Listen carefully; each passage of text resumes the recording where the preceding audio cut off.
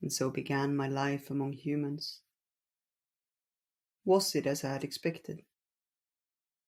Were the emotions and the relationships as I had imagined?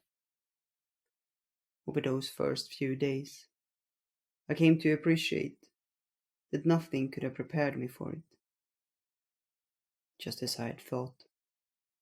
Living it was nothing like seeing it through the internet. The emotions, however, weren't the first that I came to know. I was so overwhelmed with all the news sites that I barely noticed them at first.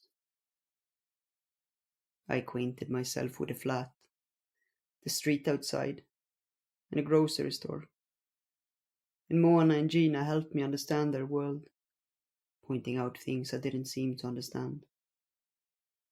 Slowly, their world became mine, although I suspected it would take me many years until I felt truly at home.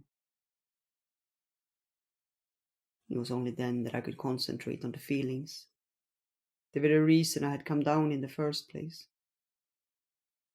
There were so many of them those first days, and they all passed through me faster than I could recognize.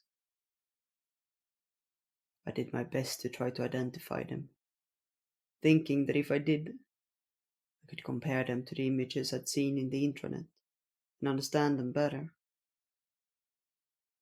I learned to distinguish happiness at seeing something new, sadness when a bird flew from me in sudden fright, and excitement as I lay in bed, wondering what tomorrow would bring. Now, you might be wondering, how was it to experience them in a physical body? I had wondered that myself before I descended. I must admit that the sensation in itself was no different from where I came from, but their diversity and intensity surprised me.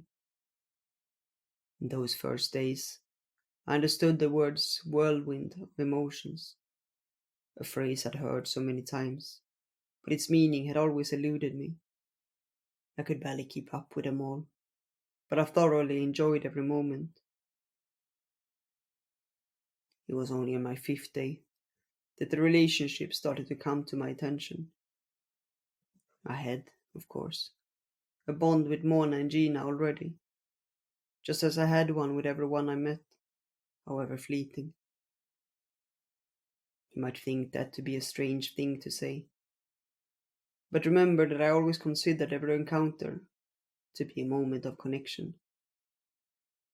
Some were long lasting, some were brief, but each one would leave a mark on you.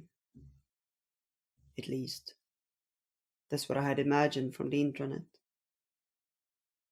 I must admit that I couldn't confirm my suspicion yet, but I did notice the depth and possibilities they held.